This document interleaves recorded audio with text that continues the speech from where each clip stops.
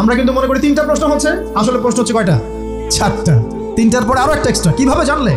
তখন উত্তর দিচ্ছে, আমি আল্লাহর কিতাব পড়েছি, ঈমান এনেছি, সত্যায়ন করেছি। সুবহানাল্লাহ। নবী করিম সাল্লাল্লাহু আলাইহি ওয়াসাল্লাম বলছেন যে যখন মাইয়েতকে কবরে শোয়ানো হয় তখন সে তাকে দাফন করে যাওয়া ব্যক্তিদের হাঁটার খসখস আওয়াজ শুনতে পায়। এরপরে তাকে যখন শুইয়ে দেওয়া হয়, সে যদি মুমিন ব্যক্তি হয় তাহলে তার মাথার দিকে তার সালাত এসে দাঁড়িয়ে যায়। দুনিয়াতে আপনি যে নামাজগুলো পড়েছেন, আমি যে নামাজগুলো পড়ছি, এগুলো মাথার দিকে দাঁড়িয়ে যায়। ডান দিকে চলে আসে তার সওম মানে কি? রোজা। বাম দিকে চলে আসে যাকাত। তারপরে পায়ের দিকে চলে আসবে তার আত্মীয়তার সম্পর্ক রক্ষার ইবাদত, তার এই যে অন্যান্য দান সদকা, তার নফল আমল, তার তাসবিহ তাহলিল, তার কোরআন তেলাওয়াত ইত্যাদি পায়ের দিকে চলে আসবে। এখানে একটা হাদিস এসেছে, সূরাতুল মুলক যে ব্যক্তি রাতের বেলা তেলাওয়াত করবে, কোন সূরা ভাই? তাবারাকাল্লাযী বিয়াদিহিল মুলক ওয়া হুয়া আলা কুল্লি শাইইন কাদির। এই সূরা যে ব্যক্তি রাতের বেলা করে তেলাওয়াত করবে, ইনশাআল্লাহ সূরা মুলকও কবরে তার সাথে থাকবে এবং কবর আযাব থেকে সূরা মুলক তাকে বাঁচাবে ইনশাআল্লাহ। আমি বুঝাচ্ছি যে কি অবস্থাটা হবে। এবার দুজন ফেরেশতা মাথার দিক থেকে আসবেন, আসতে চাইবেন, সালাত বলবে এখান দিয়ে আসা যাবে না, এদিক দিয়ে আসা যাবে না। ডান দিক দিয়ে আসতে চাইবেন, এদিক দিয়ে আসা যাবে না। বাম দিক দিয়ে আসতে চাইবেন, যাকাত বলবে এদিক দিয়ে আসা যাবে না। পায়ের দিক দিয়ে আসতে চাইবেন, আমলগুলো বলবে এদিক দিয়ে আসা যাবে না। তখন যাই হোক, তারা আসবেন। এটা তাদের এটা কথা কি? এটা কথাটা হচ্ছে যে সালাতের গুরুত্ব, মানে সে সালাত আদায় করেছে, সে আমার হক আদায় করেছে, আমি তার পক্ষে আছি, এর পক্ষে বোঝাচ্ছে। রোজা বলবে আমি ওর পক্ষে আছি, তাকে আপনি কোনো শাস্তি দিবেন না, আমি তার পক্ষে আছি। আপনারা দুজন তাকে শাস্তি দিবেন না, আমি যাকাত তার পক্ষে আছি, এটা পক্ষে থাকার কথা। তারপরেও তারা আসবেন, চোখগুলো হবে নীল এবং কালো বর্ণ, নীলাভ চোখের কালো। মুনকার নাকি উঠে বসিয়ে দেওয়া হবে। এবার 3টা প্রশ্ন। প্রথমে প্রশ্ন হচ্ছে কি? মান রব, তোমার রবকে? তখন মুমিন বান্দা বুক ফুলিয়ে বলবে রব্বি আল্লাহ, আমার রবকে আল্লাহ। পৃথিবীতে যে ব্যক্তি আল্লাহর সাথে শিরিক করে নাই, আল্লাহর তাওহীদের উপর থেকেছে এবং তার উপরে মৃত্যুবরণ করেছে, ইনশাআল্লাহ সে ব্যক্তি এর উত্তর নির্দ্বিধায় দিতে পারবে ইনশাআল্লাহ। আর দুনিয়াতে যে বা যারাই আল্লাহর সাথে শিরিক করবে, আল্লাহর সাথে শিরকের পাবে লিপ্ত হবে, ওই অবস্থায় মারা যাবে, তাওহীদের উপর থাকবে না, কোশ্চিন কালেও মান রব উত্তর দিতে পারবে না। তারপরে প্রশ্ন হয়ে যাবে মা দিনুক, তোমার দিন কি ছিল? মুমিন বান্দা উত্তর দিবে কি? দিন ইয়াল ইসলাম, আমার দিন ছিল ইসলাম। এখানে শুনে রাখেন, পৃথিবীতে যারা ইসলামকে পরিপূর্ণরূপে পালন করবে তারাই এই উত্তর দিতে পারবে ইনশাআল্লাহ। যারা ইসলামকে ঠাট্টা বিদ্রুপের হাসি তামাশার পাত্র বানিয়েছে, মন চাইলে কিছু করি, মন চাইলে কিছু করি না, সহজগুলো একটু আমল করি, বাকি কিছুর আমল ধারি না, হ্যাঁ, নামাজ পড়ি, সুদ ছাড়তে পারি না, ঠিক আছে, বছর বছর ওমরা করি, এদিকে ঘুষ দুর্নীতি ছাড়তে পারি না, ইসলামকে ঠাট্টা তামাশার পাত্র বানিয়েছে, এরা কোশ্চিন কালে উত্তর দিতে পারবে না মা দিনুক। দিনে পরিপূর্ণরূপে ইসলামে প্রবেশ করতে বলেছেন আল্লাহ রাব্বুল আলামিন। যারা পরিপূর্ণরূপে ইসলামে প্রবেশ করবে এবং ইসলামের প্রতিটা মৌলিক বিধান মেনে চলবে, ইনশাআল্লাহ তারা এর উত্তর দিতে পারবে। এরপরে আসবে 3য় প্রশ্ন। নবী সাল্লাল্লাহু আলাইহি ওয়াসাল্লামকে দেখানো হবে, যখন দেখানো হবে তখন সূর্য যখন ডুবে যায়, যে দৃশ্যটা আমরা দেখতে পারি না, ওই দৃশ্যটা ভেসে উঠবে এবং মুমিন বান্দা অস্থির হয়ে যাবে, বলবে আমাকে ছেড়ে দাও, আমি নামাজ পড়বো। সুবহানাল্লাহ। তার কারণ তার কাছে মনে হবে যে আসরের ওয়াক্ত হয়ে গেছে, আসরের ওয়াক্ত হয়ে গেছে, আসরের ওয়াক্ত চলে যাচ্ছে, আমাকে নামাজ পড়তে হবে। চিন্তা করেছেন? ওই যে একটা হাদিস আছে না, যে 7 শ্রেণীর মানুষকে আল্লাহ রাব্বুল আলামিন আরশের ছায়া দিবেন, তার মধ্যে 1 শ্রেণীর মানুষকে যার অন্তর মসজিদের সাথে ঝুলে থাকে, তার মন মসজিদের সাথে ঝুলে ছিল, এই সূর্য ডুবে গেল বলে আমাকে ছেড়ে দাও, আমি নামাজ পড়তে যাব। তখন ফেরেশতারা বলবেন তোমাকে নামাজ পড়তে দেওয়া হবে, তবে তার আগে তুমি এর উত্তর দাও। কি উত্তর? এই ব্যক্তির দিকে তাকাও। তখন নবী সাল্লাল্লাহু আলাইহি ওয়াসাল্লামকে দেখানো হবে, সাল্লাল্লাহু আলাইহি ওয়াসাল্লাম দরুদ পড়বেন, বলা হবে যে এই ব্যক্তির সম্পর্কে তোমার কি ধারণা? মান হাযা রাজুলু বুইসা ফীকুম, এই ব্যক্তি কে, যাকে তোমাদের কাছে পাঠানো হয়েছিল?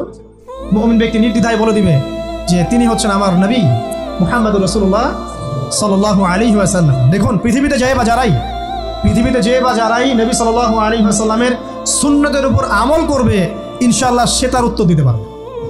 দুনিয়াতে যারা নবীর সুন্নতের 5 পয়সা পরোয়া করছে না, তার আদর্শের 5 পয়সা দাম দিচ্ছে না, তারা কোশ্চিন কালে উত্তর দিতে পারবে না। নাম হতে পারে আব্দুর রহমান, আব্দুর রহিম, নবীর সুন্নতের ধার ধারে না, তারা উত্তর দিতে পারবে। নবীর সুন্নতের গুরুত্ব কত গভীর, এটা আমাদেরকে এখান থেকে বুঝতে হবে। তাই প্রিয় যুবক ভাইরা, মুসলিম ভাইরা, আমাদের জীবনটাকে নবীর আদর্শ এবং সুন্নতে ঢেলে সাজাতে হবে। সকাল থেকে সন্ধ্যা পর্যন্ত প্রতিটা কাজ করবো কার তরিকায়? রাসূলের তরিকা। নামাজ পড়বো তার তরিকায়, রোজা, সিয়াম, হজ, যাকাত, আমল, মুআমালাত, আখলাক সব কার তরিকায়?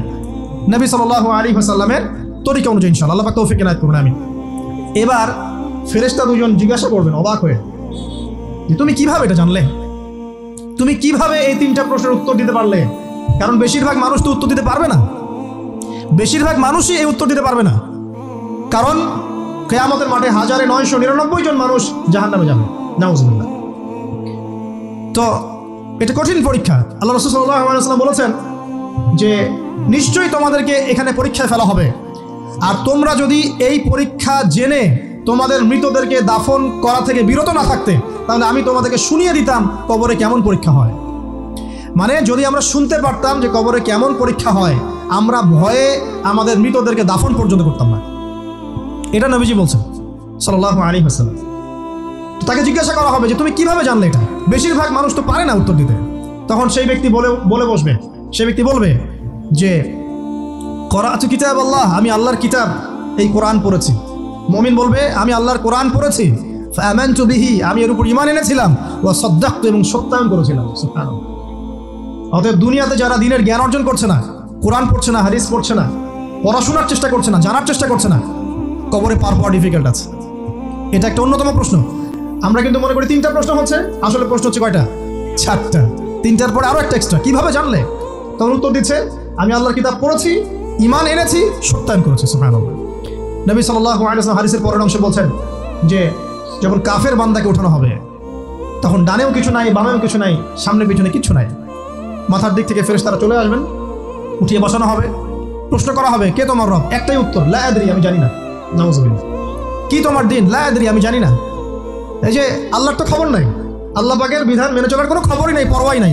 সে জানবে কিভাবে ইসলাম কি জিনিস? সে জানবে কিভাবে আল্লাহ কি জিনিস? ও তো আল্লাহকে চিনেই না। দিব্যি বলে বেড়াচ্ছে মহাবিশ্ব সৃষ্টি হয়েছে বিগ ব্যাং থেকে, আল্লাহ বলে কেউ নাই। মানুষ সৃষ্টি হয়েছে বান্দর থেকে, নাউজুবিল্লাহ।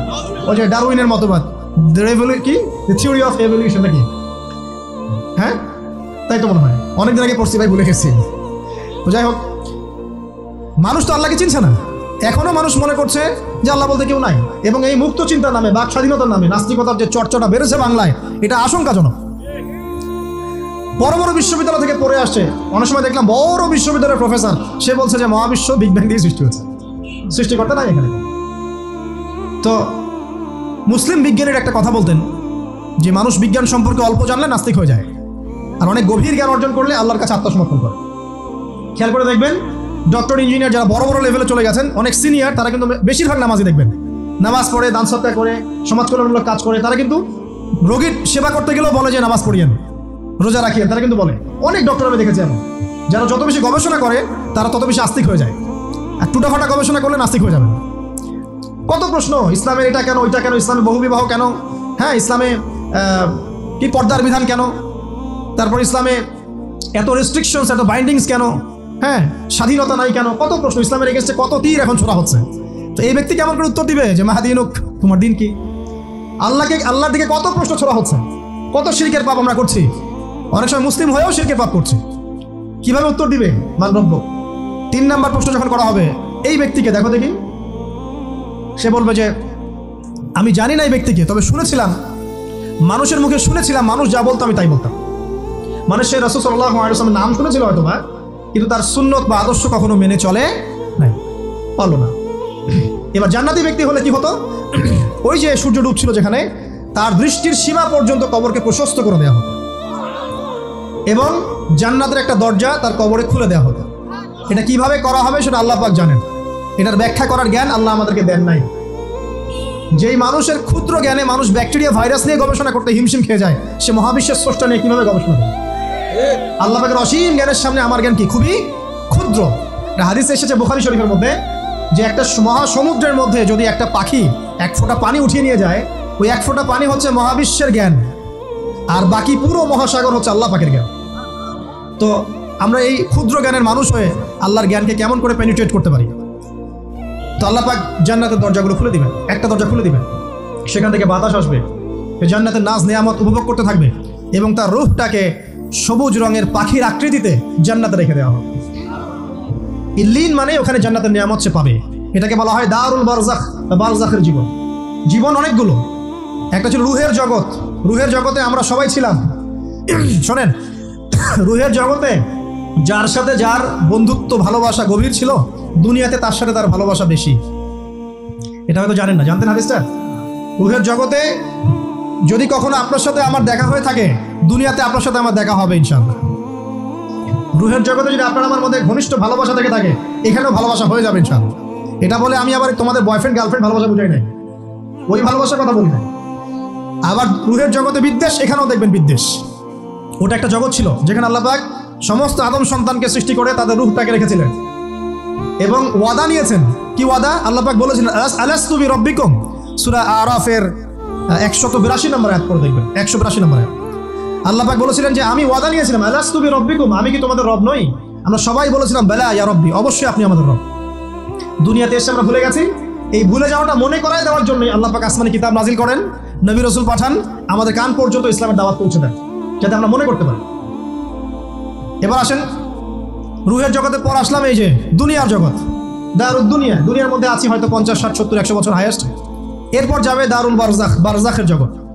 পাপী ব্যক্তি হলে জাহান্নামের দরজা খুলে দেওয়া হবে আর জাহান্নামের সে আযাব ভোগ করতে থাকবে, এবং পুণ্যবান ব্যক্তি হলে জান্নাতের দরজা খুলে দেওয়া হবে এবং এর নাজ নেয়ামত সে ভোগ করতে থাকবে। তখন তাকে বলা হবে এটা জান্নাতের সেই জায়গা যেখানে তুমি থাকবে। এটা দেখার সাথে সাথে, শোনার সাথে সাথে তার যে খুশি উৎফুল্ল তার অনেক বেড়ে যাবে এবং সে কি করবে জানেন? সে পৃথিবীতে ফিরে আসতে চাইবে। সে বলবে আমাকে আমার পরিবারবর্গকে জানাতে দেন, আমাকে আমার পরিবারবর্গকে জানাতে দেন যে আমি ভালো আছি। তখন ফেরেশতারা তাকে বলবেন যে এটা সম্ভব না, তোমার এবং তাদের মাঝে দারুল বারজাখ আছে, তুমি এটা ভেদ করে যেতে পারবে না। তখন তার আত্মাটাকে ইল্লিনে দেওয়া হবে, একটা সবুজ পাখির আকৃতিতে জান্নাতে ঘুরে বেড়াবে ইনশাআল্লাহ। আর যদি জাহান্নামী হয় তাহলে যে বললাম দরজা খুলে যাবে, জাহান্নামের মর্মান্তিক আযাব তার দিকে আসতে থাকবে, কবর সংকুচিত হয়ে আসবে এমনভাবে যাতে তার বাম পাজর ডান পাজরের ভিতরে এইভাবে ঢুকে যাবে, নাউযুবিল্লাহ। এবং এই আযাব চলতে থাকবে ইলা ইয়াউমি ইউবআসুন, পুনরুত্থানের দিন পর্যন্ত। এখন এই যে হাদিসটা আপনারা শুনলেন, এই হাদিসটা ব্যক্তিকেন্দ্রিক নয় কি? এখানে 3টা বিষয় আপনাকে ফোকাস করতে হবে আমাদেরকে। 1, তাওহীদ, আল্লাহ পাকের তাওহীদ। 2, রিসালাত, রাসূলুল্লাহ সাল্লাল্লাহু আলাইহি ওয়াসাল্লামের রিসালাত। এবং আখিরাত, পরকাল। এই 3টা বিষয় খুব স্বল্প কথায় বলছি। দেখুন, তাওহীদ কি? আল্লাহ পাকের একত্ববাদ। এক আল্লাহকে আপনি সৃষ্টিকর্তা মানবেন, রিজিক দাতা মানবেন, পালন কর্তা মানবেন, সন্তান দাতা, ভালো মন্দের মালিক, সমস্ত কিছুর মালিক কে? আল্লাহ। আল্লাহ আল্লাহ আমাকে বাঁচিয়ে রেখেছেন, আল্লাহ আমাকে মৃত্যু দিবেন, আল্লাহ আমাকে রিজিক দেন, আল্লাহ আমাকে সন্তান দিবেন, আল্লাহ আমার ভালোর মালিক, আল্লাহ মন্দের মালিক, আল্লাহ সমস্ত কিছুর মালিক। এই কনসেপ্ট পরিষ্কার থাকবে, লা ইলাহা ইল্লাল্লাহ পরিষ্কার থাকবে। সমস্ত বিষয় কার পক্ষ থেকে? আল্লাহর পক্ষ থেকে। এই তাওহীদ, সংক্ষিপ্ত কথা বললাম তাওহীদ। এর মধ্যে 3টা ক্লাসিফিকেশন আছে, রুবুবিয়্যাত, উলুহিয়্যাত, আসমা ও সিফাত। এটা আপনারা কিতাবুত তাওহীদ বই থেকে পড়ে নিন। সংক্ষেপে বলে দেই, রুবুবিয়্যাত আল্লাহ পাকের সমস্ত বিষয়গুলো তার দিকে সম্বন্ধ করা, সৃষ্টিকর্তা, পালনকর্তা, রিজিক দাতা সবকে আল্লাহ। উলুহিয়াত কি? দুনিয়াতে এসেছি আল্লাহ পাকেরই দাসত্ব করতে হবে, অন্য কারো দাসত্ব চলবে না, তাওহীদ উলুহিয়াত। আসমা ও সিফাত কি? আসমা সিফাত মানে হচ্ছে আল্লাহ পাকের নাম গুণাবলীগুলো আছে, আল্লাহ পাক রহমান, আল্লাহ পাক রহিম, আল্লাহ পাক রাজ্জাক, হ্যাঁ, আল্লাহ পাক গফুর, আল্লাহ পাক শদীদুল ইকাব, সমস্ত গুণাবলী কার? আল্লাহ। এই হলো আসমা ও সিফাত। আল্লাহ পাক যেমন, আল্লাহ পাক তেমন, আল্লাহ পাক নিজের মতো, কারোর সাথে তুলনীয় নন। ওয়াল্লাহু আহাদ, একক। আল্লাহুস সামাদ, তিনি অমুখাপেক্ষী। লাম ইয়ালিদ ওয়া লাম ইউলাদ, তিনি জন্ম দেননি, জন্মিতও নন। ওয়া লাম ইয়াকুল লাহু কুফুয়ান আহাদ, তার সমতুল্য আর কিছুই নাই। আল্লাহ থেকে সবকিছু হয়, এটাই হলো তাওহীদ। এখন এর অপোজিশন কি? শিরক। তাওহীদের বিরুদ্ধে গেলে কি হয়ে যাবে? শিরক। কেউ যদি মনে করে যে আল্লাহ ছাড়া কেউ আমাকে জীবন দিতে পারে, আল্লাহ ছাড়া কেউ আমাকে মারতে পারে, আল্লাহ ছাড়া কেউ আমাকে রিজিক দিতে পারে, অথবা আল্লাহ ছাড়া কেউ সন্তান দিতে পারে, আল্লাহ ছাড়া অন্য কারো কাছে কেউ যদি দোয়া করে, আল্লাহ ছাড়া অন্য কারোর জন্য নজর মানত করে, আল্লাহ ছাড়া অন্য কারোর নামে কসম খায়, আল্লাহর হালালকে হারাম করে দেয়, আল্লাহর হারামকে হালাল করে নেয়, ঠিক আছে? আল্লাহ থেকে শুভ অশুভ আসে না, শুভ আল্লাহর পক্ষ থেকে আসে, অশুভ শয়তানের পক্ষ থেকে আসে, এমনও যদি কেউ মনে করে, শুভ অশুভ দুটোই আল্লাহর পক্ষ থেকে আসে, কিন্তু কেউ যদি মনে করে না শুভগুলো আল্লাহর পক্ষ থেকে, অশুভগুলো শয়তানের পক্ষ থেকে, এমনও যদি মনে করে, শিরক হয়ে যাবে। মুসলিমরা চলাফেরায় শিরক করছে। এখন মুসলিমরা আল্লাহ ছাড়া অন্য কারো কাছে চাচ্ছে, মুসলিমরা অনেকে কবরে সিজদা করছে, মুসলিমরা অনেকেই মৃত মানুষের কাছে দোয়া করছে, হাতে বালা পরে আছেন, খোলেন না। কেন খোলেন না? ভয়ে, যদি আপনার ক্ষতি হয়, শিরক। মুসলিমরা দেখবেন আগুনের সামনে মাথা নত করছে, মুসলিমরা এখন মেডিটেশন করে, ধ্যান করে, মুসলিমরা জিনকে তাবে করতেছে, অনেক সময় দেখা যায় মুসলিমরা জাদু করতেছে, জাদুবিদ্যা, কুফরি কালাম করছে না? করছে, সবই শিরক, সবই শিরক। মুসলিমরা দেখবেন আল্লাহর হালাল যেগুলো আছে এগুলোকে হারাম করে ফেলছে, আবার অনেক সময় আল্লাহর হারামগুলোকে হালাল করে নিচ্ছে। সুদ কি ভাই? এখানে ফরজ, হালাল করে নেওয়া হয়েছে। মদ কি? তোমাদের কাছে তো ওয়াজিব, না খাইলে ঘুম হয় না। তো এই যে আল্লাহ হারামগুলোকে কি করছি আমরা হালাল করে দিই, এটাও শিরক, কুফরি একটা। তো এক কথায় তাওহীদের উপর যারা থাকবে মান রব্বক উত্তর দিতে পারবে ইনশাআল্লাহ। যারা শিরক করে ফেলবে ওই অবস্থায় মারা যাবে, মান রব্বক উত্তর দিতে পারবে না। আমার কথা কি বোঝা যাচ্ছে? আমি সহজ করার চেষ্টা করছি কিন্তু হয়তো পারছি না, এটা আমার ব্যর্থতা। এক কথায় যদি আমরা কবরের প্রথম প্রশ্নের উত্তর দিতে চাই তাহলে আমাদেরকে অবশ্যই তাওহীদের উপর থাকতে হবে, শিরকে যাওয়া যাবে না। প্রিয় ভাইরা, শিরকের পাপ থেকে আজকে তওবা করে ফেলবেন। আল্লাহ জেনে না জেনে জীবনে যত শিরক করেছে আল্লাহ মাফ করে দাও, আমিন। এবং আগামী দিনগুলোতে শিরকের পাপে লিপ্ত হয় না। প্রিয় ভাইরা, যদি আপনার আমল নামায় আসমান জমিন সমানও পাপ থাকে, শিরকের পাপটুকু না থাকে, আল্লাহ পাক আপনার পুরো পাপ মাফ করতে পারবেন ইনশাআল্লাহ। আল্লাহ পাক বলেছেন মেরাজের রাতে নবী সাল্লাল্লাহু আলাইহি ওয়াসাল্লামকে আরশে আজিমের কাছে উঠিয়ে নিয়ে আল্লাহ পাক 3টা ওহী করেছেন। কয়টা ওহী? একটা ছিল 5 ওয়াক্ত নামাজ, ঠিক আছে। 2 নাম্বার হচ্ছে সূরা বাকারার শেষের 3টা আয়াত। 3 নাম্বার একটা ওয়াদা, একটা প্রতিশ্রুতি। সেটা কি? হে মুহাম্মদ সাল্লাল্লাহু আলাইহি ওয়াসাল্লাম, তোমার উম্মতের মধ্যে কেউ যদি আসমান জমিন সমান পাপ নিয়ে আমার সামনে হাজির হয় কিন্তু আমার সাথে কাউকে শরিক না করে, শিরক না করে, তাহলে আমি আল্লাহ তার সামনে আসমান জমিন সমান ক্ষমা নিয়ে হাজির হব, মানে মাফ করে দেওয়া হবে ইনশাআল্লাহ। অতএব শিরকের পাপে যায় না, ইনশাআল্লাহ জান্নাতে যাওয়া যাবে। যে ব্যক্তি মন থেকে একবার লা ইলাহা ইল্লাল্লাহ পড়েছে, সমস্ত বিষয় আল্লাহর দিকে সুপর্দ করে, তার অন্যান্য অনেক পাপ থাকতে পারে, আল্লাহ পাক চাইলে সব পাপ মাফ করতে পারে। অতএব মান রব্বক উত্তর দিতে চাইলে শিরকের পাপে যাওয়া যাবে না।